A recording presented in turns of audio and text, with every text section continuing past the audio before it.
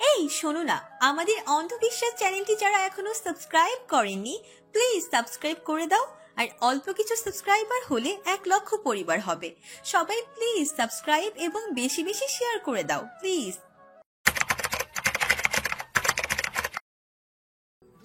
ওর সাথে কোনো সম্পর্ক নাই আমার, ওরে ত্যায্য করছি। যে মাইয়া বাপ মায়ের সম্মান নিয়া ভাবে না তার প্রতি কোনো দায় নাই আমার। সকাল সাথে সাথে বলে উঠল, আমার কিছু চাই না জজ সাহেব, সোহাগের সাথে শান্তিতে সংসার করতে পারলে আমি খুশি। কারো কাছ থেকে জোর কইরা কিছু নিতে চাই না আমি। রোজাইফ হাত দেখিয়ে থামালো সকালকে। এটা তোমার অধিকার মেয়ে, নিজের অধিকার কখনো ছেড়ে দিতে নেই। আর আদালতের রায়ের বিপক্ষে কোনো কথা বলবে না। তারপর মাজদের দিকে তাকিয়ে বলল, আদালত মান অভিমান দেখানোর জায়গা না মিস্টার মাজেদ। আপনি কি ওকে ত্যায্য করার বিষয়ে আইনি পদক্ষেপ নিয়েছেন? যদি না নিয়ে থাকেন তাহলে মৌখিকভাবে ত্যায্য করায় কোনো কিছু বদলে যাবে না। আর তাছাড়া ইসলামে সন্তানকে ত্যায্য করার নিয়ম নেই। সন্তান ভুল করলে তাকে শুধরে দিতে পারেন, কিন্তু আপনি তা না করে উল্টো নিজে ভুলের পর ভুল করেছেন। সন্তানের সাথে রেষারেষি করা গুড প্যারেন্টিং হতে পারে না। আদালত আপনাকে ভুল সংশোধনের সুযোগ দিয়েছে এবং আপনার উপর আদেশ বাস্তবায়নের হুকুম করেছে। যত দ্রুত তা করবেন ততই মঙ্গল হবে সবার জন্য। আদালত অবমাননা হলে সেটা আপনার এবং আপনার পরিবারের জন্য ভালো হবে না। আপনি বুঝদার মানুষ, আশা করি এর বেশি কিছু বলার প্রয়োজন হবে না। পুরো রুম জুড়ে পিনপতন নীরবতা। মাজেদকে অসন্তুষ্ট দেখালো। রোজাইফ কাগজে সব লিখে উকিলদের প্রয়োজনীয় নির্দেশনা দিয়ে পরবর্তী কেসের জন্য 10 মিনিট বিরতি নিয়ে নিজের কেবিনে ফিরে এলো। কিছুক্ষণ পর মতিন এলো। স্যার। আর 5 মিনিট মতিন, হাতের কাজ শেষ করে আসছি। স্যার, একজন দেখা করতে চায়। রোজাইফ লেখা বাদ দিয়ে তাকালো। কে? আমি একটু ব্যক্তিগত দরকার ছিল। মাজেদকে দেখা গেল উকি দিতে। রোজাইফের মেজাজ চড়ে গেল। মতিনের দিকে তাকাতে সে কাঁচুমাচু হয়ে 2 হাত কসলালো। স্যার, আমার কোনো দোষ নাই, উনি জোর করতেছিলেন। মাজেদ ভিতরে ঢুকে গেল। 5 মিনিট সময় নিব। মতিনকে ইশারা করতে সে দরজা চাপিয়ে চলে গেল। রোজাইফ চেয়ারে হেলান দিল। বলেন কি বলবেন? মাজেদ ব্যাগ এগিয়ে দিয়ে বলল, 2 লাখ টাকা। রোজাইফের ভ্রু কুঁচকে গেল। কিছু সময় পরে মুচকি হেসে বলল, ঘর বাহির মিলাই ফেলতেছেন আপনি। এইটা আমার অফিস, এইখানে ঘরের ব্যাপার টেনে আনা ঠিক না। মাজেদ না বুঝে তাকিয়ে আছে। রোজাইফ বলল, ব্যাগটা তুলেন, সন্ধ্যা বাসায় যাই। ঘরের ব্যাপার ঘরে মিটমাট হলেই ভালো না। উল্টা পাল্টা বোঝ দিয়েন না। তাড়াতাড়ি ব্যাগ নিয়ে বিদায় নেন, হাতে অনেক কাজ আমার। ঝামেলা করতে চাইলে করাই যায়, কিন্তু করব না, সময়ের দাম আছে আমার। আগত্যা মাজেদ হার মানল। সেই সাথে এটা বুঝলো রোজাইফ বুদ্ধিতে তার থেকে 2 কদম এগিয়ে। তাকে ফাঁসি দেওয়া এত সহজ হবে না। সে দুম দাম পা ফেলে বেরিয়ে গেল। সন্ধ্যায় অফিস থেকে বেরোতে গিয়ে আরেক ঝামেলায় পড়ল রোজাইফ। সকাল আর সুহাগ বসে আছে তার কেবিনের সামনে। তাকে দেখেই দৌড়ে এলো মেয়েটা। স্যার, কি হয়েছে? আমার আব্বা আমাকে নেয় নাই, কয় আমারই নিত না তার বাড়িতে। আপনি চলে যান। নিজের বাড়িতে একা গেলে কি সমস্যা? সুহান বলল, আমার ভয় লাগে স্যার। আগের বার জোর কইরা বিয়া দিছে, এইবার যদি অন্য কিছু করে। আব্বা আর চাচা অনেক রাগী, ওদের বিশ্বাস করি না স্যার। কিঞ্চিত বিরক্ত হলো রোজাইফ। এখন সে ফার্নিচারের দোকানে যাবে ভেবেছিল। এই ঝামেলা কি করে সামলাবে? খানিকক্ষণ ভেবে নিয়ে বলল, আমার সাথে চলুন, আপনাকে আপনার বাড়িতে নামিয়ে দেব, আর আপনি নিজের সাধ্যমতো বিয়ের প্রস্তুতি নিন। সোহাগকে উদ্দেশ্য করে বলল রোজাইফ। আগামী শুক্রবার আপনি ওকে তুলে আনবেন, এর মধ্যে যা করার আমি সব ঠিকঠাক করে ফেলবো, ঠিক আছে? সোহাগের চেহারায় দ্বিধা ভাব স্পষ্ট। রোজাইফের কথা অমান্য করতেও পারছে না, আবার বিশ্বাস করতেও কষ্ট হচ্ছে। তবু বিচারক বলেই হয়তো বেশি কিছু বলার সাহস করলো না। আপনি তাইলে ওরে নিয়ে যান, এইখানে কাজ আছে আমার। কাজ সাইডা বাড়ি যামু। তুমি যাও স্যারের লগে, সমস্যা মনে পড়লে ফোন দিও আমারে।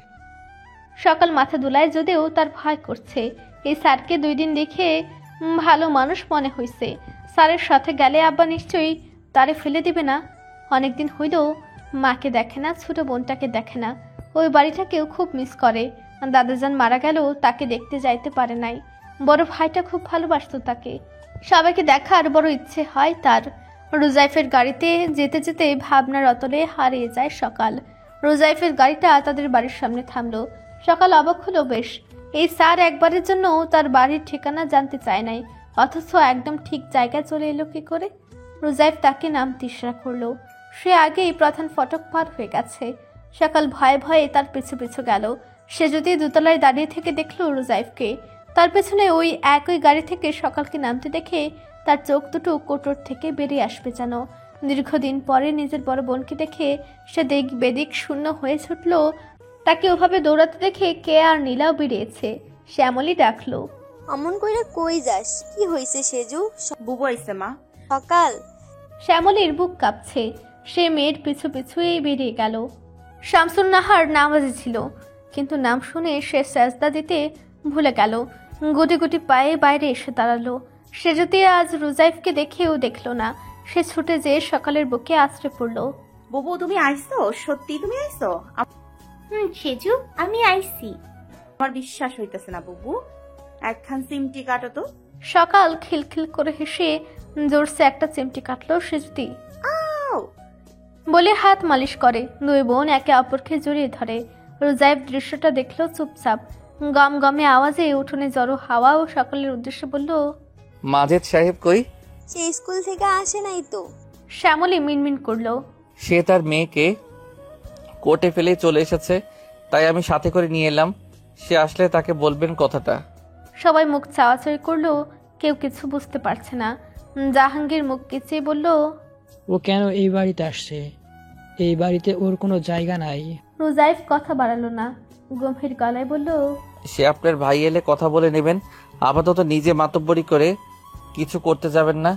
এই মেয়ে আপাতত এই বাড়িতে থাকবে, এটা এই কোর্টের সিদ্ধান্ত। বোঝা গেছে? সকালকে নির্দেশ দিল। আপনি ঘরে যান, কোনো সমস্যা বোধ করলে আমাকে জানাবেন। এই যে আমার কার্ড, এখানে মোবাইল নাম্বার দেওয়া আছে। পকেট থেকে একটা কার্ড বের করে দিল, তারপর নিজের বাড়িতে ঢুকে গেল। সকাল হা করে তাকিয়ে থেকে বলল, স্যার আমাগো বাড়িতে ঢুকলো না কেন সেজু? সে যদি সকালের কানে কানে ফিসফিস করলো। কারণ তোমার স্যার আমাগো বাড়িতেই থাকে। সেজুদের কাছ থেকে সব ঘটনা শুনতে শুনতে সকালের চোখ কপালে উঠল। এত কিছু হইয়া গেছে? বুবু, আমাগো ঘর দখল কইরা নিছে তোমার স্যার। সেজুতে মুখ গুমরা করলো। সকাল অবাক হয়ে জানতে চাইলো, আব্বাজান চুপচাপ সব মাইনা নিল? দাদাজান তাইলে সত্য সত্যই ওনাকে ওইসব সম্পদ লিখা দিচ্ছে? আমরাও অবাক হয়েছি বুবু। আইসকা তোমার কথা শুই না বুঝলাম এমনি এমনি মানে নাই। ওই বেটার চাকরির পাওয়ার আছে, হেই ডরে মাইনা নিছে। সেজুতে ফিসফিস করলো সকালের কানে। কেয়া, নীলা আর টিয়া সকালের গা ঘেঁষে বসে আছে। নীলা বলল, আব্বারে কইতে শুনছি দাদা জানের ওই পক্ষের একটা মাইয়াও আছিল।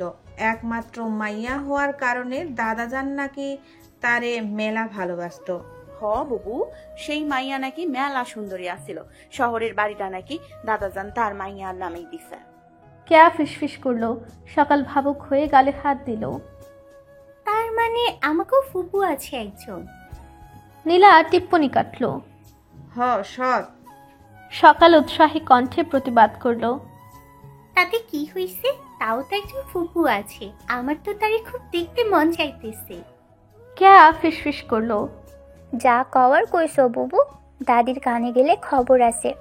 সেজুতে কিছুক্ষণ ভেবে বিজ্ঞের মতো বলল, ওই দিন যে নতুন মাইয়াটারে দেখলাম ওই বাড়িতে, ওইটা তাইলে তার ফুপাতো বোন, আমাগো ফুপুর মাইয়া। টিয়া সগর্বে ঘোষণা করলো যেন। কেয়া সন্দিহান নজরে দেখে বলল, তুই কখন দেখলি? শাশি তো তোরে বাহির করতেই দেয় না। টিয়া মুখ বাঁকিয়ে উত্তর দিল। কেয়া আর নীলা কুটিল দৃষ্টি হানলে টিয়ার উপর। সকাল বলল, তোরা যাই কস না কেন, ওই স্যারই আমার মোটেও খারাপ মনে হয় নাই। কি সুন্দর কইরা আমার কেসে সুরাহা কইরা দিল। চাইলে শত্রুতা কইরা আমার ক্ষতি করতে পারতো, কিন্তু তা করে নাই। উল্টা আমারই সাহায্য করছে। সেজুতে বিড়বিড় করলো। ওই দাদিও খুব ভালো বুবু। কেয়ারা হামলে পড়লো সেজুতের উপর। তুমি কেমনে জানলা? তার সাথে কই দেখা হইলো তোমার? সেজুতে মনে মনে ঢুকিল। আমতা আমতা করে বলল, কেন ওই দিন মিলাদে দেখোস নাই? আমাগো দাদি বুড়ি হ্যারে কতটি খারাপ কথা কইছে, কিন্তু হ্যাঁ পাল্টা কিছু কয় নাই। তাতেই বোঝা যায় মানুষটা খারাপ না। তোমার এসব কথা দাদি শুনলে কিন্তু খবর কইরে ছাড়বো। সে যদি চোখ বড় বড় করে তাকালো। দাদিরে কে কইবই সব তোরা? দুই বোন দ্রুত গতিতে মাথা নেড়ে সমস্যারে বলল, আমরা কবো কেন, এমনি তোমারে কইলাম আর কি। সকাল সবাইকে সাবধান করলো। শোন, আমাকর মধ্যর আলাপ বড় করে কবি না কইলাম, কেউ এমন করছে জানলে আমরা তারে বয়কট করুম। কে আর নীলা একে অপরকে দেখে ঢুক গেল। সন্ধ্যায় ঘরে ফিরে জাহাঙ্গীরের কাছে সব শুনে মাজেদ চুপ করে গেল। পরিস্থিতি তার বিপক্ষে। সকালের বিয়ের অনুষ্ঠান করতে গেলে বিশাল খরচ হবে। 1 গ্রাম লোককে দাওয়াত দিয়ে খাওয়ানো এই মুহূর্তে কষ্টকর। একে তো নতুন করে এই বাড়ির কাজ করতে হচ্ছে, তার উপর রুজাইফের আবদার। মরার উপর খাড়ার ঘা হলো নাদেরের হুমকি। সে আপোষে টাকার মিটমাট চায় না, কি চায় তা খোলাসা করেনি।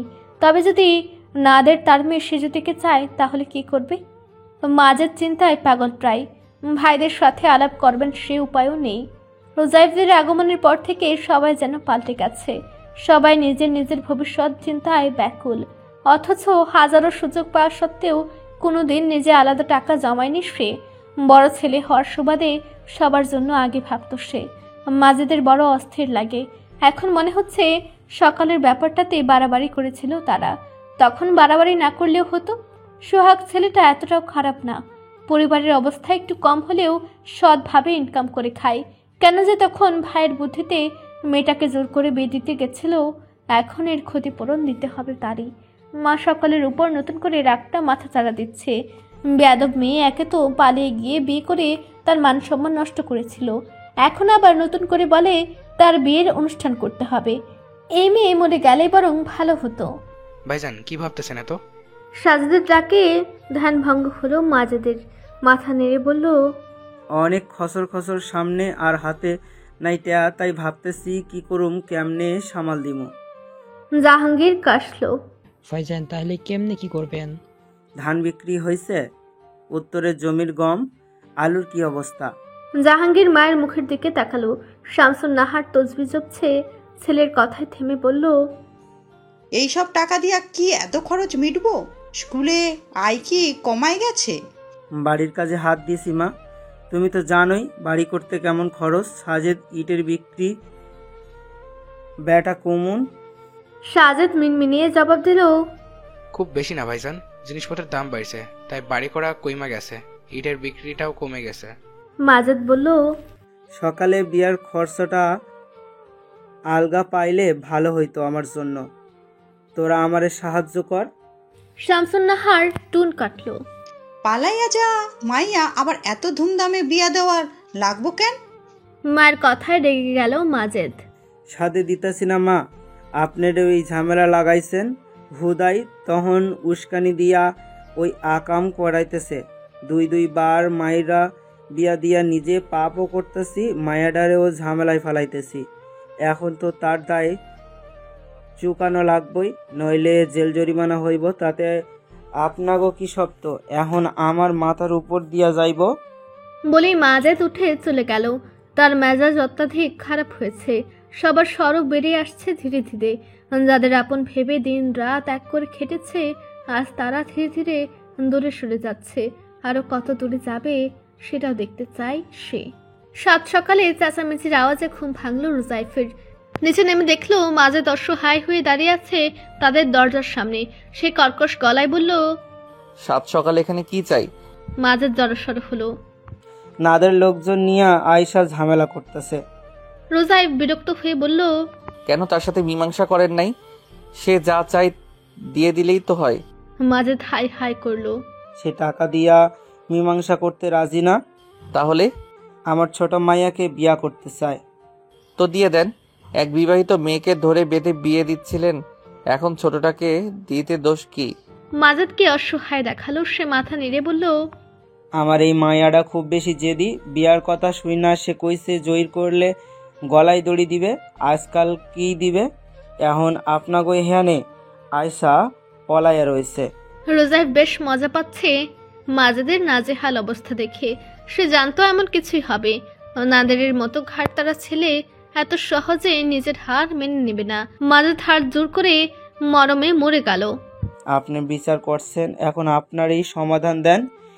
এই বিপদ থেকে রক্ষা করেন আমারে। নাহিয়া, নিমা, হাসিম সবাই কৌতূহলে তাকিয়ে দেখছে। মাজেদের কণ্ঠ শুনে ফজিলাতুন্নেসা আর নাদিরা বেরিয়ে এলো। তাদের পেছনে সেজতেই মাথা নিচু করে দাঁড়িয়ে আছে। রোজাইফ বিস্মিত হয়ে তিনজনকে দেখলো। ফজিলাতুন্নেসা বলল, রোজাইফ, এই মেয়েটা সেদিন আমাকে সাহায্য করেছিল। কি সাহায্য করেছিল তা তোকে পরে বলবো। এখন তুই এই মেয়েটার বিয়ে ক্যান্সেল করার ব্যবস্থা কর। বিয়ে তো ছেলেখানা না যে জোর করে ধরে বেঁধে দেবে। রোজাইফ সেজুতিকে দেখে তাচ্ছিল ভরে হাসলো। এদের কাছে বিষয়টা ছেলে খেলাই দিদা, দেখছো না এক মেয়ের দুইবার বিয়ে দেয়। তা হোক, কিন্তু এই মেয়েটার বেলায় এমন কিছু হতে দেব না আমি। তুই ব্যবস্থা কর। নাদিরা মিনতি করলো। হ্যাঁ দা ভাই, সেজুতিপুর জন্য কিছু করো প্লিজ। রোজাইফের মুখ হা হয়ে গেল। সেজুতিপো, তুই ওকে কবে থেকে চিনলি? নাদিরা লাজুক হাসলো। আরে এখনই চিনলাম, তাতে কি? আপু কি কিউট দেখতে। রোজাইফ মুখ বাঁকালো। কিউট না ছাই, চিনিস না ওকে? বদের হাড্ডি একটা। সে যদি রোজাইফের দিকে অগ্নি দৃষ্টি নিক্ষেপ করলো। রোজাইফও কটমট করে তাকিয়ে আছে। ওকে তাকাতে দেখে সে যদি মুখ ভ্যাংচায়। ফজিলাতুন্নেসা নর্ম গলায় বলল, এখন এসব কথা থাক। মেয়েটার জীবন মরণ সমস্যা, তাকে এই বিপদ থেকে উদ্ধার কর।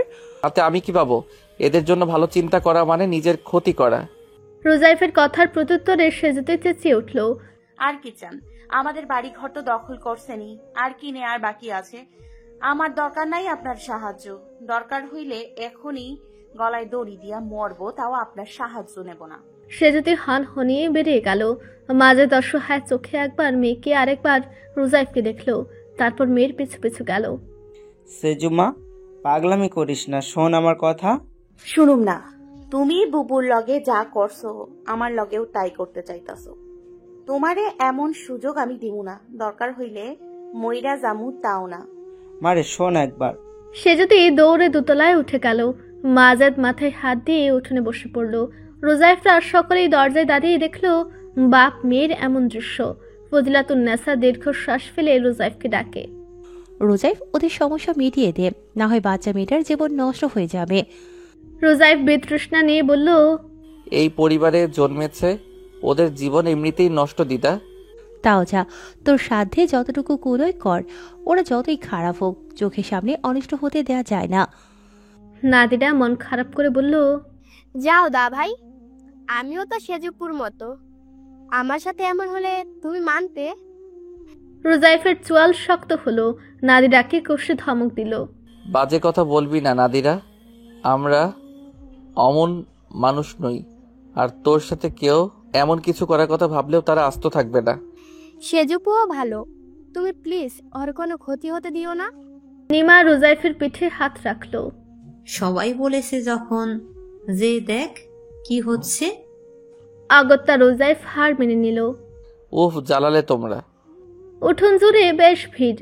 নাদের একপাশে বসে আছে, তার সাথে আছে কয়েকজন মুরব্বী।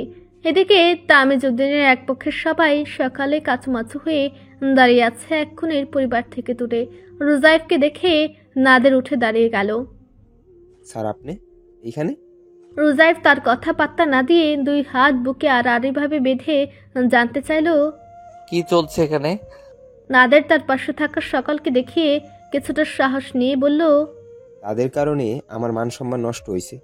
এখন টাকা দিয়া মান সম্মান ফেরত আনতে পারুম না, তাই আমি প্রস্তাব রাখছি আমার অন্য মেয়ের লগে বিয়া দিতে হইবে। রোজাইফ নাদেরের দিকে তাকালো। আবার জোর জবরদস্তি করে বিয়ে? ওই বিয়েও যদি পালায় তাহলে আপনার মান থাকবে? নাদের মাথা নেড়ে গোয়ারের মতন বলল, পালাইবে না স্যার।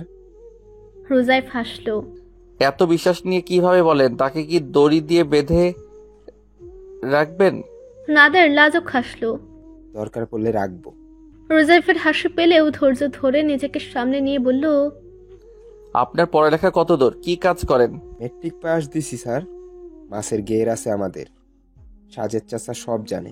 বা ভালো কাজ করেন, আপনার ইনকাম তাহলে বেশ ভালো। নাদের দাঁত বেট করে হাসলো। রোজাইফ বলল, আপনি যেহেতু ম্যাট্রিক পাস করেছেন, তাহলে আরেকটু কম শিক্ষিত মেয়ে বিয়ে করা ভালো।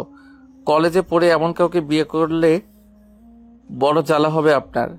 মেয়েরা আজকাল খুব ধুরন্ধর, বুঝলেন? শিক্ষিত মেয়ে বিয়ে করলে সে আপনার মাথায় কাঁঠাল ভেঙে খাবে। মানে কি কি বলতেছেন? কি বুঝতেছি না স্যার। রোজাইফ এগিয়ে এলো। আপনার আগের বিয়ের ঘটককে? সাজিদ চাচা, লাকি চাচি আমার দূরের সম্পর্কে আত্মীয় লাগে। আরে বাহ, তাহলে তো হয়েই গেল। আপনার এই বাড়ির মেয়েই লাগবে তো? মিস্টার সাজেদের মেয়ে হলে সমস্যা আছে? নাদারের চোয়াল ঝুলে গেল। কোথা থেকে কি হয়ে যাচ্ছে, কি ভেবেছিল, কি হচ্ছে। নাদারের সাজেদের দিকে তাকালো। লাকির সাথে চোরা চোখে কথা হলো। নাদের মিনমিন করলো।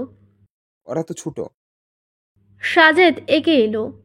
কি সব কইতেছেন? আমার মায়েরা ছোট, তাছাড়াও ঝামেলা মাজেদ ভাইয়ের সাথে। তাহলে মায়া গোটানেন কেন? কারণ এই সমস্যার সৃষ্টিতে আপনার ভূমিকা ছিল। আপনার মেয়েরা কোন ক্লাসে পড়ে? সাজেদ থতমত খেলো। একজন 9-এ, একজন 10-এ। রোজাইফ হাসলো। এত ছোট না তাহলে? বড়টার সাথে আপনার বিয়ে ঠিক করলাম। নাদারের দিকে তাকিয়ে কথাটা বলতেই নীলা চেঁচিয়ে উঠল। আব্বা কি কয় এগলা? রোজাইফ দেখলো মেয়েটাকে। ও তাকাতেই মেয়েটা কারো পেছনে লুকিয়ে গেল। লাকি আতকে উঠে ছুটে এলো। কি কোন এসব? ওর এখনো 18 হয়নি। আপনি আইনের লোক হইয়া আইন ভাঙতে কোন? রোজাইফ বিরক্ত হলো। লাকির কথায় পাত্তা না দিয়ে বলল, আগামী শুক্রবার সকালের অনুষ্ঠানের মাঝেই কাজী ডেকে আপনার কন্যার সাথে নাদের সাহেবের বিয়ে দেবেন। মেয়ের 18 বছর হলে আনুষ্ঠানিকভাবে ম্যারেজ রেজিস্ট্রি করে মেয়ে তুলে দেবেন। ঠিক আছে নাদের সাহেব? এই সিদ্ধান্তে আপনার আপত্তি নেই তো? নাদের খুশি হবে না বেজার বুঝে পেল না। সে ভয়ে ভয়ে সাজেদের দিকে তাকালো। সাজেদ বলল, আমি মানি না আপনার সিদ্ধান্ত। নাদারের সাথে থাকা মুরব্বীদের কয়েকজন বলল, কিন্তু সিদ্ধান্ত খুব যুক্তিযুক্ত। আমরা এই সিদ্ধান্তের সাথে একমত। এর চাইতে ভালো সমাধান আর হয় না। দুই পরিবারের মান বজায় থাকলো। সাজেদ, তুমি আপত্তি করো না? নাদের পোলা তো খারাপ না। তোমার মাইয়া সুখে থাকবো। উত্তর না পেয়ে সাজেদ রেগে মেগে ঘরে চলে গেল। রোজাইফ অবশ্য তার রাগে পাত্তা দিল না। নাদেরকে বলল, এইবার বিয়ের প্রস্তুতি নিন। আর কোনো ঝামেলা চাই না আমি। যদি এরপরও কোনো ঝামেলা করেন তাহলে সোজা থানায়। নাদের অনিচ্ছায় ঠোঁট টেনে হাসার ভান করলো। ঝামেলা হইব না স্যার। না হলেই ভালো। রোজাইফ শেষ দিতে দিতে চলে এলো। তার মনটা বেশ প্রফুল্ল। একই তীরে দুই ভাই বৃদ্ধ হয়ে যাবে তাও নিজেও জানত না। এখন পুরো ঘটনা ভেবে সে প্রীত হলো। এই যে মেঘ না চাইতে জল অবস্থা। সে রাতে সকালের উপর দিয়ে আরেক দফা সুনামি বয়ে গেল। সবাই ঝাঁপিয়ে পড়লো তার উপর। বিশেষ করে সাজেদ, লাকি আর তার দুই মেয়ে অকথ্য ভাষায় সকালকে গালাগাল দিল। শামসুন নাহার তো আরেক ধাপ এগিয়ে সে মেরেই বসলো সকালকে। থর থর করে কাঁপছে সকাল। সে যদি বোনকে আগলে ধরে দাঁড়িয়ে আছে। দুই বোন অসহায় দৃষ্টিতে বাপকে দেখছে। সকাল ভাবলো তার বাপ তাকে বাঁচাতে এগিয়ে আসবে। মাজেদ ঠায় বসে আছে দেখে জীবনে প্রথমবারের মতো শ্যামলী শাশুড়ির মুখোমুখি দাঁড়ালো। আম্মা, আমার মাইয়ার গায়ে আর হাত তুলবেন না কইলাম। অনেক মারছেন, অনেক অন্যায় করেছেন, কিছু কই নাই। আইসকার না কয়া পারলাম না। শামসুন নাহার রেগে গেল। হারামজাদি, মাইয়া ফিরা আইছে দেখা সাহস বাইরে গেছে তোর? আমার সামনে গলা উঁচে আর কথা কস? বলেই তেরে গেল শ্যামলীর দিকে। তবে শ্যামলী ভয় পেল না এবার। বুক চিতিয়ে দাঁড়িয়ে রইল। মারবেন আমারে? মারেন, তা আমার মাইয়ারে কিছু কইতে দিমু না। এইবার চোখ খুলছে আমার। দেখলাম, জানলাম, পরের মাইয়ার বেলায় যা সই লগে নিজের মাইয়ার বেলায় তা সয় না। লাকি এগিয়ে এলো। কি করতে চান বড় ভাবি? কি কইতে চাই তা তুমি ভালোই জানো লাকি। আমার বিয়ারটা মাইয়ারের নাদের লগে বিয়ার বুদ্ধিটা তুমিই দিছিলা। নাদের মেলা ভালো পোলা, টাকা পয়সা আছে, এসব গল্প শুনাইছো। তাই আইজ নিজের মাইয়ার লগে বিয়ার কথা হই না তোমার এত জলদ আছে কেন? সে তো ভালো পোলা, তোমার মাইয়ার জামাই হইলে সমস্যা কি? লাকি দাঁতে দাঁত চেপে শ্যামলীর কথা হজম করলো। সাজিতে গিয়ে এলো। তাই বলে আমার মাইয়ার এমন আকাইলা দিন আসে নাই যে ডিভোর্স দিয়ে বেড়ার লগে তার বিয়া দিতে হইব। তোমার মাইয়ার জন্য আমার মাইয়ারে গাঙ্গে বাসামো কেন? শ্যামলী মাজেদকে ডাকলো। বারে বাহ, ও সকালের বাপ, দেখেন কগ কথা শুই না মাইয়া জীবনে প্যাঁচ লাগাইছিলেন। হেরা আমার মাইয়ার জীবনে সিনিমিনি খেলছে। এখন তাগো মাইয়ার বেলায় সব ভুইলা গেছে। মাজেদ ক্লান্ত হয়ে উঠে এলো। সাজেদ, আর ঝামেলা করিস না। জজ সাহেব যে সিদ্ধান্ত দিছে তা না মাইনা কোনো উপায় নাই। তাও আবার জজ যদি ঘরের শত্রু হয় তাইলে তো আরও মানা লাগবো। তাছাড়া নাদের তো খারাপ পোলা না। সকলের সাথে সংসার হয় না, নীলার সাথে হইলে খারাপ কি? নীলা চেঁচিয়ে উঠল। আমি মানি না আব্বা, এই বিয়া আমি করুম না। শামসুন নাহার ধমক দিল। তুই এইগুলোর মধ্যে কথা কস কেন? আমরা বড়রা কথা কইতাছি না? মাজেদ নীলার কাছে হাত জোর করল। মারে তুই যদি বিয়া না করস তাইলে নাদের ঝামেলা করব, মায়না নে মা। লাকি এগিয়ে এলো। আমার একখান শর্ত আছে ভাইজান। সব ঝামেলার মূলে আপনার বড় মাইয়া, সে নাগরের লগে পালাইয়া যারা ঝামেলা পাকাইছে ওর সাজা পাইতে হইব। নীলার বিয়া নাদের লগে দিমু আমি। তার আগে আপনি কথা দিবেন এই বিয়ার অনুষ্ঠানের পর সকাল যেন কোনোদিন এই বাড়িতে না আসে। শ্যামলী আর্তনাদ করে উঠল। এইটা কি কইলি লাকি? মাইয়া তার বাপের বাড়ি আসবে না? লাকি নির্বিকার থেকে বলল, আমার যা কর কইছি, এখন সিদ্ধান্ত আপনাগো। আচ্ছা ঠিক আছে, মাইনা নিলাম তোমার শর্ত। সকাল আর আইব না এই বাড়ি? মাজেদ কথাগুলো বলতেই লাকির মুখে চোরা হাসি ফুটে উঠল। সে যদি বলল, আব্বা এটা ঠিক না। আমারে ঠিক ভুল শিখাবে না সেজু, আমি খুব বুঝি কোনটা ঠিক কোনটা ভুল। আর তোরে আইছে একটা কথা পরিষ্কার বইলা দি, তুই যদি এমন কোন ভুল করস তাহলে আমার মরণ ছাড়ার কোনো গতি থাকবো না। আব্বা আর্তনাদ করে পিছিয়ে গেল সেজুতি। মাজেদ হুঙ্কার দিল, কিসের আব্বা? কথা মনে গাইথানে, ভুল হইলে কোনো মাপ নাই। পুরো ঘরে নীরবতা নেমে এলো। সাজেদ কিছুক্ষণ পর জানতে চাইল, তাইলে উপল আর মিরাজের খবর দেয়, ওরা আসুক বইনে গো বিয়া উপলক্ষে। কামকাইজ তো মেলা। খবর দে, অনুষ্ঠান ধুমধাম করুম। আমার মাইয়ার বিদায় অনুষ্ঠান বইলা কথা। সকাল ছল ছল নয়নে তাকে থাকে বাবার দিকে। শ্যামলী ডুকরে কেঁদে উঠল। ওইসব কিছুতে একমাত্র সেজুতিকে অটল বসে থাকতে দেখা যায়। উপল এই পরিবারের লোকদের থেকে একদমই ভিন্ন রকম হয়েছে। পারিবারিক কোট কাচালি, অহেতুক ঝামেলা, কারো পেছনে লেগে থাকা, এসব সে একদমই পছন্দ করে না। ছোটবেলা থেকে সে নির্বিবাদী মানুষ। তার ধ্যান জ্ঞান ছিল পড়ালেখার জগতে ডুবে থাকা। তার পুরস্কার স্বরূপ সে এখন ডাক্তারিতে পড়ছে। কেবলমাত্র ৩য় বর্ষ তার। বড় ছেলের প্রথম সন্তান বলে একটু আদরে ছিল সে। তার উপর পড়ালেখার স্বভাবে ভালো বলে সে ছিল তমিজউদ্দিনের চোখের মণি। প্রায় গল্প ছলে দাদার কাছ থেকে যেটা শুনতে হচ্ছে সেটা হলো সে নাকি একদমই অন্যরকম, তার এক চাচার মতো দেখতে।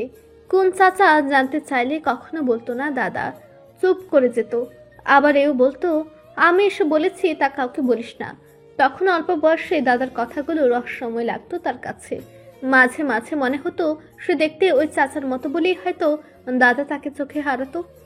সেদিন দাদার মিলাদে আসা লোকটাকে দেখে কেন যেন উপরের তার সেই না দেখা চাচার কথা মনে হয়েছে। মনে অদ্ভুত টান অনুভব হয়েছে এই লোকটার প্রতি। কিছুটা কান কথা আর কিছুটা অনুমানে উপল অনেক কিছু বুঝলেও সেসব নিয়ে কারোর সাথে আলোচনা করেনি সে। পরদিনই মেডিকেলে ফিরে এসেছিল। আজ বাড়ি থেকে ফোন পেয়ে বেশ অবাকই হলো। তার যে বোনকে ত্যায্য করা হয়েছিল তারই নাকি বিয়ের অনুষ্ঠান হবে বাড়িতে। অবাক করার মতোই ঘটনা বটে। কে করছে এসব? তার বাবা চাচা যে স্বইচ্ছায় এসব করছে না তা বেশ বুঝতে পারছে। তাহলে কি ওই লোকটা এসব করাচ্ছে? যদি করিয়ে থাকে তাহলে ভালো কাজই করেছে। মানুষে এত হিংসা বিদ্বেষ তার একদম পছন্দ না, যেটা তার দাদির শামসুন নাহারের একমাত্র পছন্দের কাজ। ব্যস্ততায় রোজাইফ শ্বাস ফেলার সময় পায়নি। অফিসের কাজ শেষ করে ঘরের জন্য নানা সরঞ্জাম পছন্দ করে কেনা থেকে শুরু করে বাড়ি ফিরে মিস্ত্রিদের কাজের তদারকি। এর মধ্যেও নাজিরা আর নাহিয়ানের স্কুল আর কলেজে ভর্তির জন্য ছুটাছুটি, সব মিলিয়ে দমবন্ধ অবস্থা। দেখতে দেখতে পুরো সপ্তাহ চোখের পলকে পার হয়ে গেল। বৃহস্পতিবার সন্ধ্যায় বাড়ি ফিরে আলোর ঝলকানি আর উঠোনের মাঝের জায়গায় প্যান্ডেল ঘাটানো দেখে মনে পড়ল কাল ওই বাড়ির মেয়েদের বিয়ে। তাকে বিশেষভাবে নিমন্ত্রণ করা হয়েছে। রোজাইফ বাড়ি ঢুকতে যেয়ে নিচে দাঁড়ালো খানিক সময়। সবার মধ্যে বেশ তোড়জোড়। হলুদ শাড়ি পরা মেয়েদের আনাগুনা দেখা যাচ্ছে। মিউজিক বক্স আনা হয়েছে, সেখানে জোরে সুরে গান বাজানো হচ্ছে। কয়েকজন ছেলে মেয়ে বসে গল্প করছে। বিরক্ত মুখে সেসব দেখে নিজেদের ঘরে ঢুকে গেল রোজাইফ। গোসল সেরে নিচে নামতেই নুমা তাকে চা দিল। হাসিমকে দেখতে না পেয়ে জানতে চাইল, ফুপা কোথায়? নাদিরার ঘরে আছে। ও, ডাকো ওদেরকে একসাথে চা খাই। নুমার মুখ জুড়ে আমাবস্যা। নাদিরা গুসা করছে, এই বাড়ির মাইয়া এসা ডাকছে। আজকে ওগো হলুদ দিব, নাদিরা যাইতে চায় ওইখানে। রোজাইফ বিরক্ত হলো। বারবার বলার পরও নাদিরার এমন বাচ্চামির কারণ কি? সে জবাব না দিয়ে চা খাওয়াই মন দিল। ফজিলাতুন্নেসা এসে বসলো রোজাইফের কাছে। নাদিরারে যেতে দে নুজাইফ, বাচ্চা মানুষ, সবার আনন্দ দেখে ওরও মন চাইতেছে আনন্দ করতে। ওরা আমাদের ডাকে নাই দিদা, আমি দাওয়াত পেয়েছি বিচারক হিসেবে। তাছাড়া সত্যি বলতে ডাকলেও আমি যেতে দিতাম না। ওদের পশমে পশমে শয়তানি, কোথা থেকে কি করবে বুঝবে না। ফজিলাতুন্নেসা ধরা গলায় বলল, সে যদি আয়শা ডাইকা গেছে ওরে, তোর ভয় যায় নাই? যাওয়ার দরকার নাই। রোজাইফ উঠে গেল সামনে থেকে। এখানে থাকলেই দিদা ব্ল্যাকমেল করবে, যেটা রোজাইফের একদম পছন্দ না। ঘরে গিয়ে বিছানায় গড়াগড়ি করলো কিছুক্ষণ। গানের আওয়াজটা বড্ড বেশি কানে লাগছে। উঠে পায়চারি করলো অকারণে। তারপর বেডে কোনার কামড়া এলো। দরজাটা কিঞ্চিত ফাঁক হয়ে আছে। রোজাইফ ডাকলো, নাদিরা আছিস? আওয়াজ না পেয়ে দরজা ঠেলে দিল। বিছানা ফাঁকা, এমনকি ঘরখানাও। রোজাইফ বারান্দায় উঁকি দিতে দেখলো হাসিম মেয়েকে নিয়ে বারান্দায় দাঁড়িয়ে আছে। নাদিরা মন খারাপ করে নিচে তাকিয়ে। প্যান্ডেলের মাঝের ফাঁকা দিয়ে ভেতরটা দেখা যাচ্ছে। একটা স্টেজ সাজানো হয়েছে ওখানে, ফুল দিয়ে বড় বড় অক্ষরে লেখা সকাল আর নীলার গায়ে হলুদ। রোজাইফ নাদিরাকে দেখলো মেয়েটা মলিন মুখে তাকিয়ে আছে। রোজাইফ ওর মন ঘোরাতে ডাকলো, নাদিরা, আজ ভাই আসার পর নিচে যাসনি? নাদিরা চমকে পিছু ফেরে। রোজাইফকে দেখে তার চেহারায় খানিকটা ভয়ের ছাপ পড়লো। হাসিম হাসলো, ওরা নাচ গানা করবে, ওরও মন চাইতেছে করতে। নাদিরা বিরক্ত হলো, আহ বাবা চুপ করো। হাসিম চুপ করলো। রোজাইফ কিছুক্ষণ চুপ থেকে বলল, ওখানে যেতে চাস? না, তুমি মানা করেছো, এরপর আর যাই কি করে? আমি বললে যাবি? নাদিরা চট করে মুখ ঘুরিয়ে তাকালো। রোজাইফকে দেখে ওর চোখ দুটো চিকচিক করে উঠলো। সত্যি যেতে দিবে না দা ভাই? রোজাইফ মাথা দোলাতে নাদিরা ওর গলা ধরে ঝুলে গেল। You are the best brother দা ভাই। জানো, আমি না গেলে সেজপুর খুব মন খারাপ করতো, বারবার করে বলে গেছে এসো। এই যে দেখো, আমাকে শাড়ি দিয়ে গেছে, কি সুন্দর না? রোজাইফ দেখলো ক্যাটকেটে হলুদ রঙের শাড়িটা বুকে জড়িয়ে আছে নাদিরা। রোজাইফ হাসলো, তৈরি হয়ে আমাকে দেখিয়ে যাস। আর হ্যাঁ, বাবাকে সাথে নিবি, ওদের দেওয়া কোনো খাবার খাবি না। ওকে। রাতে খাওয়া দাওয়ার পর নিজের রুমে ঢুকতে যেয়ে দাঁড়িয়ে পড়লো রোজাইফ। গান ভেসে আসছে, তোমরা দেখো গো আসিয়া, কমলা নৃত্য করে থমকিয়া থমকিয়া। রোজাইফ পায়ে পায়ে নাদিয়ার কামরার দিকে এগুলো। ঘরের বাতি নিভিয়ে অন্ধকার করে বারান্দায় চলে এলো সে। কিছুটা আড়ালে নিয়ে দাঁড়ালো সে। কেউ দেখে ফেললে হাস্যকর ব্যাপার হবে। সাবধানে উকি দিতে দেখলো স্টেজে তখন নাচ হচ্ছে। রোজাইফ ফা করে তাকিয়ে আছে। ডিয়ার গার্ল পুরো স্টেজ ঘুরে ঘুরে নাচছে। লাল পাড়ের সাদা শাড়ির সাথে মিলিয়ে সাদা আর লালের মিশলে ফুলের গহনা গায়ে। মনে হচ্ছে যেন কোনো পরী নেমে এসেছে আকাশ থেকে। দেখতে দেখতে রোজাইফের নেশা লেগে গেল। হুট করে নাচ শেষ হয়ে গেল।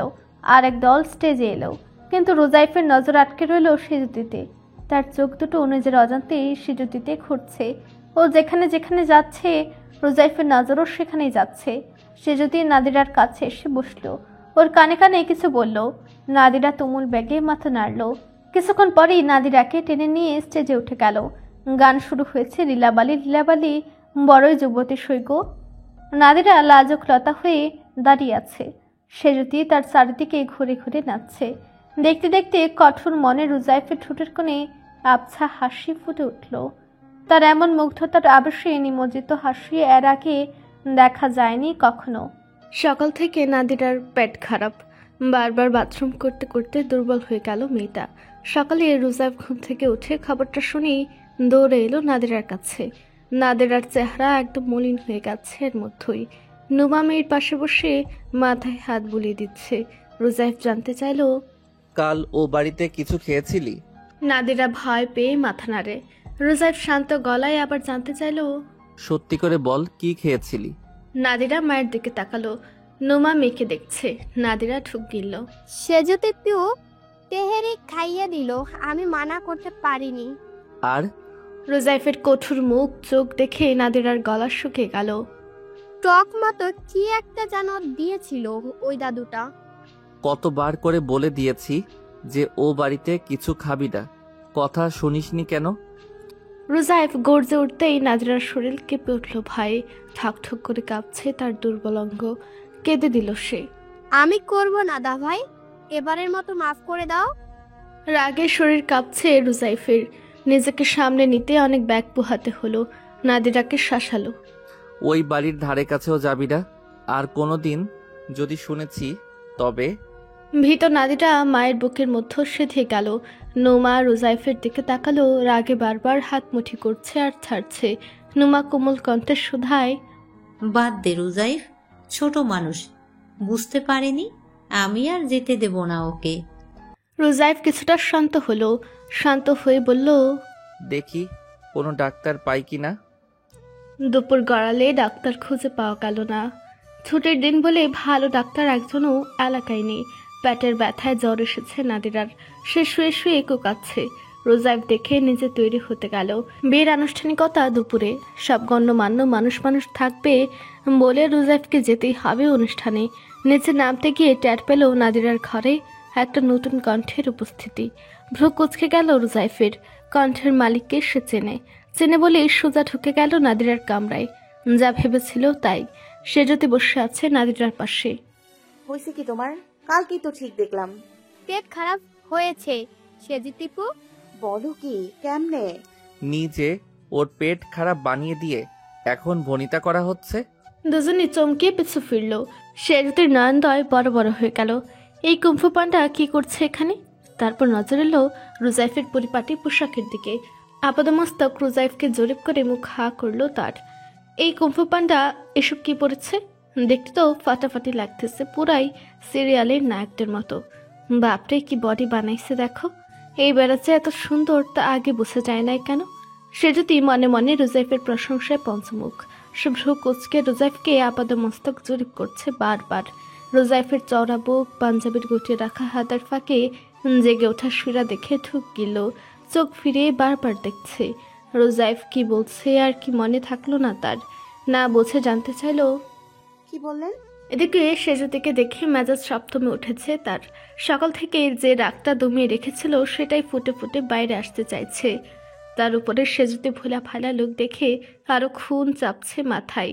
সে দাঁত কিরমির করলো। কেন এসেছো? সেজুতি থতমত খেল। ওকে নিতে আইছি, আপা পাঠাইলো আমাকে। প্ল্যান কি তোমাদের? ওকে নিয়ে উল্টাপাল্টা খাইয়ে মেরে ফেলবে? সে যদি ঠিক বুঝলো না রোজাইফ কি বলতে চাইছে। সে বোকার মতো জানতে চাইলো, মাইরা ফেলুম কেন? রোজাইফ 2 কদম এগিয়ে এলো। ইশারা করে বলল, আমাদের শেষ করলে এই সব কিছু তোমাদের হবে। এতক্ষণে কিছু কথা মাথায় ঢুকলো সেজুতির। সে বিস্মিত হলো। পাগল আপনি? না, একদম সুস্থ আছি, কিন্তু পাগল তোমরা, একেবারে সাইকো। কি সব বলতাছেন? সেজুতির মেজাজ চড়ছে। সে দাঁড়িয়ে গেল উত্তেজনায়। রোজাইফ ওর কাছাকাছি এলো। কিছুই বোঝো না তাই না? একদমই বোকা। অথচ কাল ওকে ইচ্ছে করে খাইয়ে পেট খারাপ বানিয়ে দিয়েছ। খাবারে কি মিশিয়েছিলে? সেজুতি হা করে একবার নাদিরাকে দেখলো, তারপর রোজাইফকে। চূড়ান্ত বিস্মিত হয়ে বলল, কি মেশাবো আর কেন? এই নাদিরা তোমাকে আমার প্লেট থেকে খাওয়াইছি না? তুমি দেখছো আমি কিছু মিশাইছি? নাদিরা মাথা নাড়ে। দা ভাই, সেজিতিপু কিছু জানে না, প্লিজ কিছু বলো না আপুকে। রোজাইফ এগিয়ে এসে সেজুতির হাত চেপে ধরলো জোরে। ওকে টানছো কেন? ছোট মানুষকে হাত করে আমাদের ক্ষতি করতে লজ্জা করে না? অথচ আমি তোমার বোনের জন্য ভালো চিন্তা করেছি। সেজুতির হাতে তীব্র যাতনা অনুভব করলো। লোকটার হাত টানা যেন লোহার হাত খরা। ব্যথায় মুখ চোখ কুচকে এলো তার। সে ছাড়িয়ে নিতে চাইলো, কিন্তু রোজাইফের হাত আরো চেপে বসলো তার হাতে। সেজুতি দাঁতে দাঁত চেপে ব্যথা সয়ে নিতে নিতে বলল, আমি ওরে হাত করি নাই, সত্যি ভালা পাই তাকে, ওর ক্ষতি কেন করব? রোজাইফের চোখ দিয়ে যেন আগুন ঝরছে। কেন করবে? তোমাদের আবার ক্ষতি করার কারণ লাগবে? হ্যাঁ, রক্তের মধ্যে শয়তানি তোমাদের। এবার সেজতেই চেঁচিয়ে উঠল, সেই রক্ত আপনার গায়েও আছে, তাইলে আপনিও।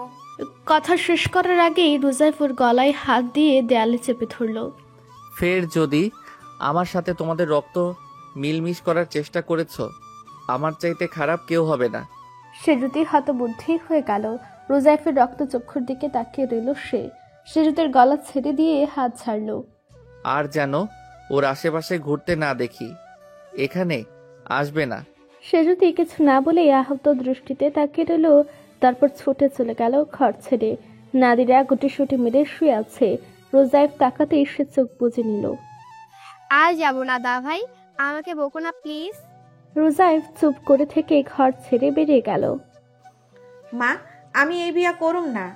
নীলা মায়ের হাতটা ধরলো। সে হাত ছাড়িয়ে নিয়ে মেয়ের হাতে নাদেরের রানা স্বর্ণের চুড়ি জোড়া পরাতে পরাতে লাকি রাখি দেওয়া সিক্ত হলো জলে। এই বিয়া ঠেকানোর উপায় নেই রে মা, বিয়া তোরে করতেই হইব। নীলা কেঁদে দিল নিঃশব্দে। মেরাজ বসে আসছে হদরের চেয়ারে, দৃষ্টি তার বোনের উপর নিবদ্ধিত। পরীক্ষার কারণে আগে আসতে পারেনি সে, গতকালে এসেছে বাড়িতে। এসে বোনের বিয়ের খবর শুনে তার মেজাজ খারাপ হয়েছে। এখনই মাকে বলে ফেলল, তোমরা এই বিয়েতে রাজি হইলা কেমনে? সকালে আপার ফেলে দেওয়া পোলা আমার বোন জামাই হবে। লাকি চোখ মুছে নিল। আমরা রাজি হওয়ার কে? নাদের আইসা ঝামেলা করতেছিল, তখন ওই জজ আইসা সিদ্ধান্ত দিছে। গ্রামের মুরব্বীগো সামনে কইছে, কথা না মাইনা উপায় আছে? আমার বোনের বিয়া ওই বেড়া কেন ঠিক করবে? আব্বা কিছু কয় নাই কেন? বড় ভাই নিজের মাইয়ারে বাঁচাইতে যাইয়া আমার মাইয়ারে কুরবানি দিল। লাকির কথা শুনে চাচালো মেরাজ। মানে কি? নাদের সেজুতির বিয়ে করতে চাইছে। সেজুতিরে বাঁচাইতে তারা আমার মাইয়ার গলায় দড়ি পরাইছে। মেরাজের মুখ শক্ত হলো। দাদি কিছু কয় নাই? তোর দাদিরে তো জানোস, বড় পোলার কথা শুনলে অজ্ঞান হয়। লাকির গলার স্বরে স্ল্যাশ। মেরাজ সমানে পা নাচিয়ে যাচ্ছে। তার মুখ চোখ দেখে কিছু বোঝার উপায় নেই। সে মায়ের দিকে তাকালো। তুমি কিছু করবা না মা? আমার কিন্তু কিছু ভালো লাগতেছে না। লাকির চোখ দুটো জ্বলে উঠে আবার শ্রেয়মান হলো। এত চিন্তা করিস না, যা হওয়ার হইতেছে, ভবিষ্যতেও হইবে। সকাল খুশি মনে সেজে গুজে বসে আছে। শ্যামলী মেয়েকে দেখে মুগ্ধ হলো, গালে হাত ছুঁয়ে চুমু দিল। মাশাআল্লাহ, আমার মাইয়ারে কত সুন্দর লাগতেছে। সকাল লাজুক হাসলো। শ্যামলী মেয়ের পাশে বসলো। তোর মন খারাপ মারে? এই বাড়িতে আইতে পারবি না আর? সকালের হাসি মুখ ম্লান হলো মুহূর্তেই। মা, আমি তো এই বাড়ি থেকে দূরে গত 1 বছর ধইরা। প্রথম কষ্ট হইলেও এখন আর মন খারাপ হয় না মা। সোহান ভালো পোলা মা, আমারই ভালো রাখছে। শ্যামলী দীর্ঘশ্বাস ফেলে। জামাই ভালো হইলে আর কিছু লাগে না রে মা, আল্লাহ তোরে সবকিছু দিক। এমন সময় সেজতে ঘরে ঢুকলো। সকাল জানতে চাইলো, নাদিরা আইলো না? সে যদি মন খারাপ করলো। কালকের খাওন খাইয়া ওর নাকি পেট খারাপ হইছে, তাই তোমার স্যার আমার মেলা কথা শোনাইলো। আমি নাকি নাদিরার কথা খাইছি, আমি নাকি নাদিরার মাথা খাইছি, আমরা নাকি তাদের মাইরা ফেলতে চাই সম্পদ দখলের জন্য। অনেক খারাপ খারাপ কথা কইছে আজকে। বলতে বলতে কেঁদে দিল সেজুতি। হাতটা তখন টনটন করছে ব্যথায়, গলার কাছটা জ্বলছে। সকাল তাকে জড়িয়ে ধরলো। বাদ দে, বোন অসুস্থ দেখে মন খারাপ হয়েছে লাগে, তবে মানুষটা ভালো আছে সেজু। চাইলে সে আমারে বিপদে ফেলতে পারতো, কিন্তু ফেলেন নাই। সেজুতি চুপ করে রইল, বোনের কাঁধে মাথা রেখে নাক টানলো। মনে মনে বলল, এই জন্যই তো কিছু কই নাই কুম্ফু পান্ডাকে, নইলে বেডার নাক ফাটাই দিতাম না। হাসেম বড্ড চিন্তিত হয়ে এলোমেলো হাঁটছিল। একবার ভেতর বাড়িতে আসে, আর একবার বাইরে যায়। সেখানে নতুন, তাই সাহস করে বেশি দূর যেতেও পারছে না। কিন্তু তার মধ্যে বড্ড অস্থিরতা দেখা যাচ্ছে। মেয়েটা পেট ব্যথায় কাতর হচ্ছে দেখে তার পিতৃ মন শান্ত হয়ে শ্বাস নিতে পারছে না। উপল দূর থেকে দেখছে হাসেমকে। অনেকক্ষণ দেখে শেষমেশ থাকতে না পেরে এগিয়ে এলো। আপনি কি এই বাড়ির লোক? হাসেম তার স্বভাবস্বরূপ ভঙ্গিতেই হাসলো। হাত উঁচিয়ে উপলের দাদার দোতলা দেখে বলল, আমি জজের ফুবা হই। উপল থামকালো খানিকক্ষণ, ভ্রু কুঞ্চিত করে ভাবলো কিছুক্ষণ। সম্পর্কগুলো বড্ড জটিল হয়ে উঠছে দিন দিন। সে জানতে চাইল, আপনার কি কোনো সমস্যা হচ্ছে? অনেকক্ষণ ধরে দেখছি ছটফট করছেন। কোনো সমস্যা হলে আমাকে বলতে পারেন। হাসেম মাথা চুলকায়, ইতস্তত বোধ করে মৃদু স্বরে বলল, মেয়েটার পেট খারাপ, সকাল থেকে বাথরুমে দৌড়ে কায় রয়ে গেছে। রোজাই ডাক্তার খোঁজ করছে, তার আসতে বিকাল হবে। ততক্ষণ মেয়েটা কষ্ট হবে। ভাই ভাই আমার ভালো লাগতেছে না। উপল বলল, আপনি 1 মিনিট দাঁড়ান, এইখানে আমি আসতেছি। সে দৌড়ে গেল ঘরে। 2 মিনিটের মাথায় এসে হাসিমের হাতে ওষুধের পাতা ধরে দিল। এই দুটো ওষুধ খাওয়ান আপনার মেয়েকে, পেট ব্যথা আর পেট খারাপ দুটোই ভালো হয়ে যাবে। হাসিম আবুজের মতো মাথা নাড়ে। রোজাইব দেখলে বকা দিবে। বকা দিবে কেন? আমি ডাক্তার না হলেই ডাক্তারি পড়ছি। কিছু সাধারণ অসুখের ওষুধ সব সময় থাকে আমার কাছে। হাসিম তবু মানল না। আপনার কাছ থেকে কিছু নিছি শুনে রোজাইব আরো বকবে। ও অনেক রাগী, আমরা ভয় পাই ওরে। উপল কি বলবে ভেবে পেল না। হাসিমের বোকা বোকা কথা শুনতে মজাও লাগছে। সে বলল, এক কাজ করেন, আমাকে আপনার রোজাইফের কাছে নিয়ে চলেন। আমি বলে দিলে ঔষধ খেতে সমস্যা নেই তো। হাসিম কি ভেবে রাজি হলো। উপলকে নিয়ে ঘরে ঢুকতেই নুমা বলল, কারে নিয়ে আইসো? হাসিম নুমার কানে ফিসফিস করলো, ও ডাক্তার, নাদিরাকে ওষুধ দেবে। মাইয়া খাইছে কিছু? পানি খাইলেও পেট ব্যথা করতেছে। চলো উপরে চলো, মা আছে ওর কাছে। উপলকে নিয়ে নাদিরার রুমে এলো। উপল নজর ফিরিয়ে দেখছিল সব। এবারের প্রতিটা ইঞ্চি উপলের চেনা। তাদের আগের ডেকোরেশন কিছু কিছু পরিবর্তন করেছে এনারা। উপল চুপচাপ দেখল সব। সে যদি রুমে এসে দাঁড়ায়, এই কামরাটা একদম অপরিবর্তিত আছে। উপল দেখলো বিছানায় যে মেয়েটা শুয়ে আছে তার চেহারা একদম নিতে গেছে। তার কাছে বসে আছে একজন সৌম্য দর্শন বৃদ্ধা। উপল সালাম দিল। ফজলাতুন্নেসা উপলকে দেখে চেয়ে রইল। একদম সে চেহারা, গম্ভীর মুখশ্রী। সেদিন হট্টগোলে ছেলেটাকে দেখেছিল কি? ফজলাতুন্নেসা সালামের উত্তর দিতে ভুলে গেল। অনুষ্ঠানের পুরোটা সময় সে যদি সুযোগের অপেক্ষায় থেকেছে কিভাবে কুংফু পান্ডাকে শাস্তা করবে। আজ বড্ড অপমান করেছে সেজদিকে, এর শোধ তুলতে হবে তো। তাদের বাড়িতে থেকে তাকে আসতে নিষেধ করা, এর সাজা তো পেতেই হবে এই পান্ডাকে। রোজাইফ এখানে খাবে না এটা ঠিক করা থাকলেও অন্যান্য মানুষের সামনে এই কথায় অটল থাকতে পারল না। শেষ মেশ অনুরোধে ঢেকে গেলতেই হলো। সুহান আর নাদেরকে নিয়ে একসাথে খেতে বসতে হলো তাকে। তাই দেখে সেজুতে দুষ্টু হাসি দিল, মাথা নাচিয়ে বিড়বিড় করলো, আমাদের খাওন পেয়ে পেট খারাপ হয় বলছিলেন না? পেট খারাপ কারে কয় টের পাইবেন বাচ্চা ধন। খাবার পরিবেশনের সময় সেজুতি নিজের হাতে 1 গ্লাস বোরহা নিয়ে এগিয়ে দিল রোজাইফের দিকে। রোজাইফের সন্দেহ হলেও বলার উপায় নেই। ও চুপচাপ তা নিয়ে পাশে রেখে দিল। ভেবেছিল খাবে না, কিন্তু কথা বলতে বলতে কখন সে বোরহানি তার পেটে চালান হয়েছে কেউ জানে না। টের পেল হঠাৎ পেট মুচড়ে ওঠার পর। সাথে সাথে বাথরুমে চাপ তীব্র হলো। গুরুত্ব বুঝে রোজাইফ অতি দ্রুত চেয়ার ছেড়ে উঠে দাঁড়ালো। দিক বেদিক শূন্য হয়ে ছুটে বেরোবে এমন সময় কারোর সাথে তীব্র সংঘর্ষ। গায়ে হাতে পায়ে গরম কিছুর অস্তিত্ব। তাকে দেখলো গায়ের উপর গরম মাংসের বাটি পড়েছে। তীব্র জ্বলনি টের পেল হাত পা উঠতে। সামনে সেজেতেই বুকার মতো চাহনি দিয়ে আর্তনাদ করলো, ও আল্লাহ, কি হইল এইসব? ততক্ষণে সাজেদ মাজেদ সবাই ছুটে এসেছে। রোজাইফ 2 দিকে চাপে দিশেহারা বোধ করলো।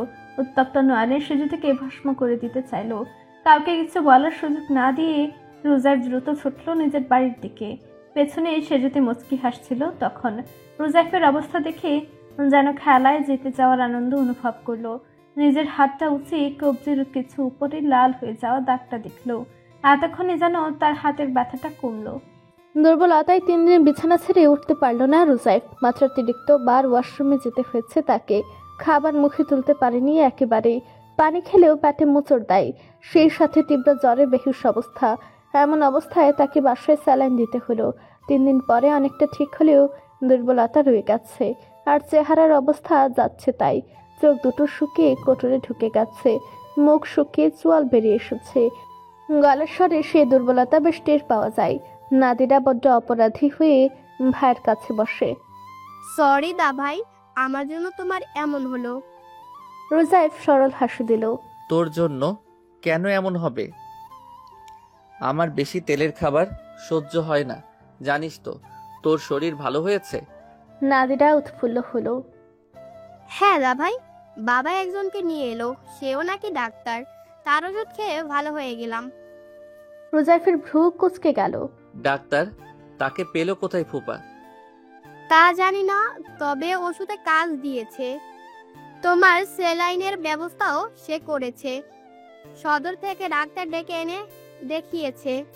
তোমার জ্ঞান ছিল না তাই টের পাওনি। রোজাইফ বিরক্ত হলো মনে মনে।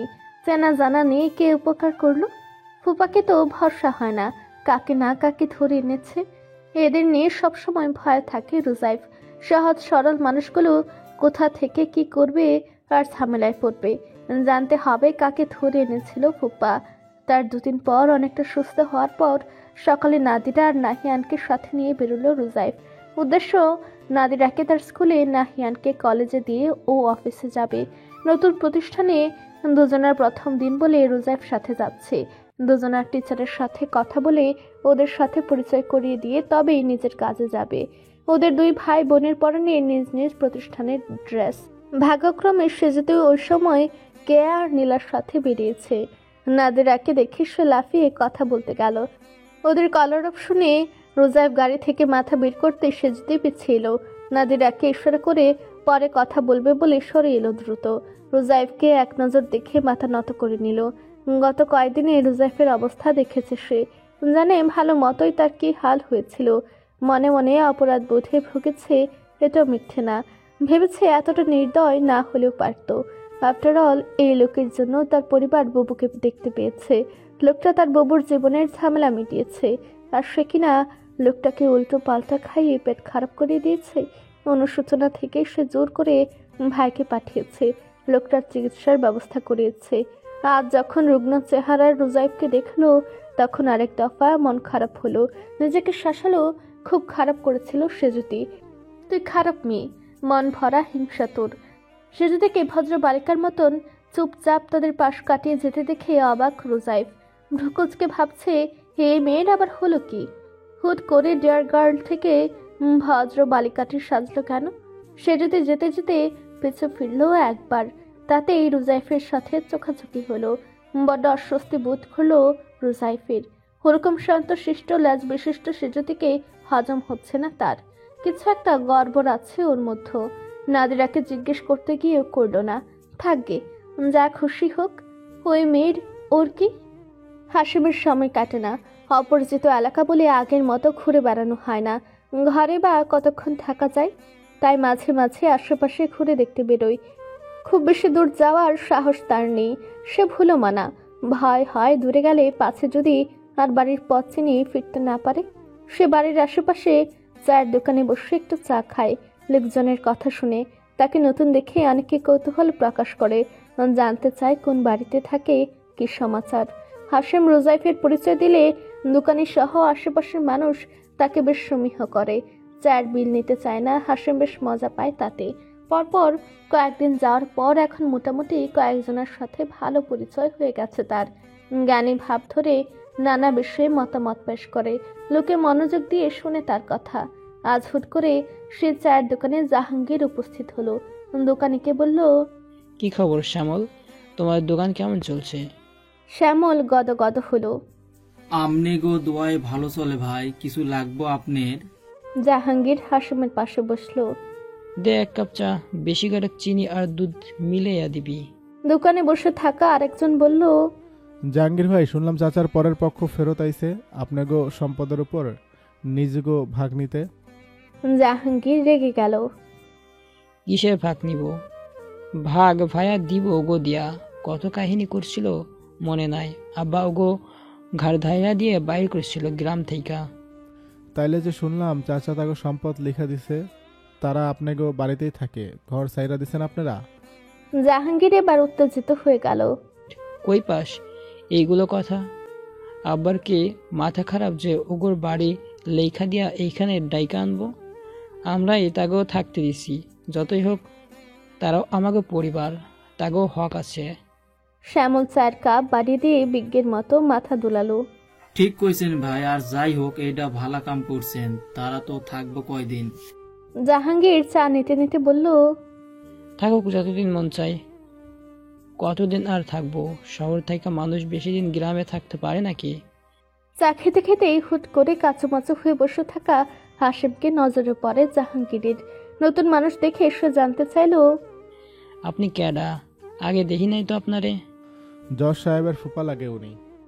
জাহাঙ্গীরের হাতের চা ছলকে গেল। ও রুজাইফের ফুপাইটা? ঢুক গেল জাহাঙ্গীর। এতক্ষণ যা বলল সবই শুনেছে চুপচাপ। কি চালাক লোক! এসব কথা রুজাইফকে বলে দিলে? চা হাতে নিয়েও জাহাঙ্গীরের গলা শুকিয়ে এলো। এখন প্রতিদিন স্কুলে যাওয়ার সময় দেখা হয় ওদের সাথে। সে যদি তার স্বভাবসুলভ চপলতা চেপে রেখে প্রতিদিন চুপচাপ চলে যায় ওদের সামনে থেকে। স্কুল দূরে হওয়ায় বাসায় ফিরতে নাদিরার 3টে বাজে।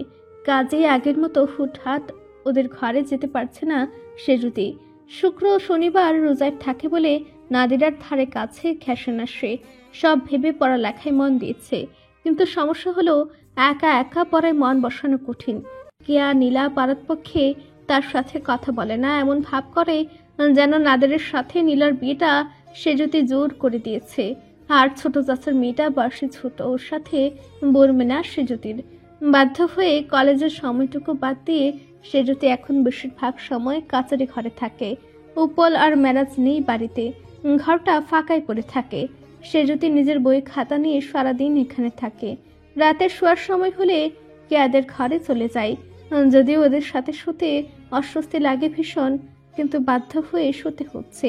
অন্তত নিজেদের ঘর তোলা পর্যন্ত এই অ্যাডজাস্টমেন্ট করতেই হবে। পরিস্থিতি ভেবে রোজাইফের উপর আরেক প্রস্তর রাগ হলো সেজুতির। এই লোকটা আসার পর থেকে তাদের পরিবারে ঝামেলা লেগেছে। বাবা চাচাদের মধ্যেও চাপা অসন্তোষ টের পায়। চাচারাও আগের মতো আদর ভালোবাসা দেখাচ্ছে না, সম্পর্কগুলো কেমন যেন হয়ে গেছে। আচ্ছা, সম্পদে কি সব? দেখতে গেলে রোজাইফরা আসতে সবচেয়ে বেশি ক্ষতি সেজুতিদের হয়েছে। তবু সবার নিজেদের অংশ নিয়ে কত চিন্তা। মন খারাপ করে কিছুক্ষণ বসে রইল সেজুতি। তারপর নিচতলায় নেমে এলো। মাজেদ খেতে বসেছিল, সেজুতিকে দেখে থামলো। কিছু বলবা আম্মা? সেজুতি মাথা নাড়ে। মাজেদ মেয়েকে দেখে কাছে ডাকলো, কোমল গলায় জানতে চাইলো, মন খারাপ? আব্বা, আপা আইবো না? নীলাকে নিয়ে আসলা তোমরা, আপাকে আনলা না কেন? মাজেদ সেজুতির হাত ছেড়ে দিল। ওর কথা আর কইও না, সে আর আসবে না এই বাড়িতে। তার কপালে সে পুড়াইছে, আমার কি করার আর। সেজুতি মুখ টিপে দাঁড়িয়ে রইল। শ্যামলী মেয়ের মুখ দেখে কিছু আন্দাজ করলো। আর কিছু কবি?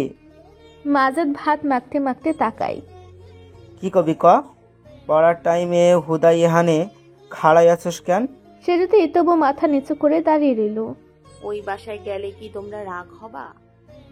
মাজেদের ভ্রু কুঁচকে গেল। কোন বাসা? ওই দাদির কাছে, উনি ভালো মানুষ, আদর করে আমারে। শ্যামলের চেহারা ফ্যাকাশে হলো, আর চোখে শামসুর নাহার কোথায় আছে দেখে নিল।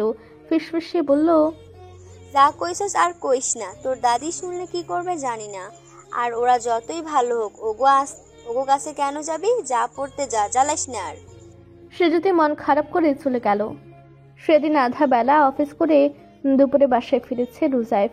রাতের গাড়িতে তাকে ঢাকায় যেতে হবে কিছু বিশেষ কাজে, সেজন্য আগে ফেরা। ভাবলো তাড়াতাড়ি যখন ফিরেছে তখন স্কুলটা একটু ঘুরে আসা যাক। সে ভেবে স্কুলের দিকে হাঁটছিল।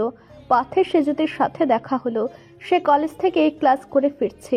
রোজাইফকে দেখা মাত্র সেজুতি মাথা নিচু করে পাশ কাটাতে চাইল। রোজাইফের ভ্রু কুচকে গেল। এই মেয়ে এমন চুরের মতো পালিয়ে গেল কেন? রোজাইফ পিছু ফিরে ডাকলো সেজুতিকে। এই মেয়ে শোনো। সেজুতি দাঁড়িয়ে গেল, ঘুরে রোজাইফের দিকে চেয়ে জানতে চাইল, আমারে ডাকেন? আশপাশে চোখ বুলিয়ে আবার সেজুতিতে স্থির হলো রোজাইফের নজর। আর কেউ তো নেই, তাহলে তোমাকেই বলছি। সেজুতি মুখ বাঁকালো। এই মেয়ে আবার কেমন ডাক? আপনি শিক্ষিত মানুষ, এই মেয়ে এই ছেড়ে সব বলা মানায়? আমার সুন্দর নাম আছে একটা, সেই নাম ধরে না ডাকলে আমি শুনি না। রোজাইফের মুখ প্রথমে হা হয়ে গেলেও পরক্ষণে সেজুতির চঞ্চল স্বভাবের কথা ভেবে মাথা নাড়ালো সে।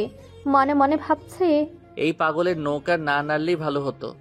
সে বলল, তুমি কি সোজা ভাষায় কথা বলতে পারো না? সেজুতি যেন আকাশ থেকে পড়লো। এখানে কি ব্যাকা কথা বললাম? আমি তো সব সোজা কথাই বললাম। রোজাইফ মাছি তাড়ানোর ভঙ্গি করে। ফালতু কথা বলে আমার সময় নষ্ট করবে না। আগে বলো, তুমি আমাকে দেখলে এমন চোরের মতো পালিয়ে যাও কেন? কি করেছো তুমি? নিশ্চয়ই তুমি কোনো দুর্ঘটনা ঘটিয়েছো। কি করেছো বলো? সে যদি থতমত খেলো, আমতা আমতা করে বলল, আমি কবে কি করলাম, তাও আবার আপনার সাথে? করছেন তো আপনি। আমাদের ঘর বাড়ি কেড়ে নিয়ে বাস্তুহারা করছেন। আমাদের থাকা লাগতেছে মানুষের ঘরে। রোজাই ফ্রেকে গেল। ফালতু কথা বলবে না একদম। আমি শুধু আমার হকের জিনিস বুঝে নিয়েছি, তাতে তুমি ঘরহারা হলে আমার কি দোষ? সে যদি রেগে মেগে দাঁতে দাঁত চেপে বলল, আপনারই দোষ। দোষ তোমার দাদা জানের। কিছু বলতে চাইলে তাকে বলো। আমার তো এখনো অনেক কিছু নেওয়া বাকি। তোমার দাদা জান যা দিয়ে গেছে তার মধ্যে কেবল বাড়িটা নিয়েছি, তাতেই এত গা জ্বালা করছে। যখন সব নিয়ে নেব তখন কি করবে? এই যে স্কুল, আরো বাড়িঘর, জমি জমা, এসব তো আমার। সে যদি রেগে গেল। নিয়মিত ভালোবাসার গল্প শুনতে এবং পড়তে আমাদের অন্ধবিশ্বাস চ্যানেলটি সাবস্ক্রাইব করে পাশে থাকা বেল আইকনটি ক্লিক করুন। ধন্যবাদ সবাইকে।